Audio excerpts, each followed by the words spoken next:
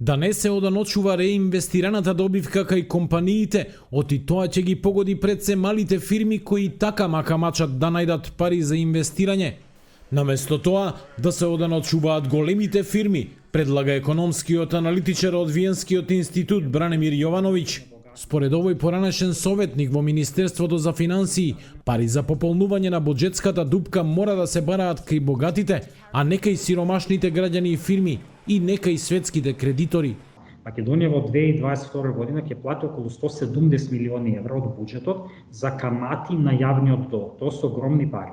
170 милиони евра може да се искористат за правење на школи, на болници, на милион други работи. Наместо да го правиме тоа, ние враќаме камати за стари долгови и даме пари на големите светски банки. Затоа е неопходно да се намали задолжувањето и наместо тоа да се даночат побогатите и големите фирми, да се дават за парите, наместо да се дават за камати, да се искористат за други работи. Јовановиќ смета дека на земјава одамна и треба даночна реформа, а кризата треба да биде само катализатор за нејзино спроведување. На буџетот му фалат пари за ублажување на кризата, а тие можат да се обезбедат само преку зголемување на даноците, но не така како што предлага министерот за финансии Фатмир Бесими, вели Јовановиќ.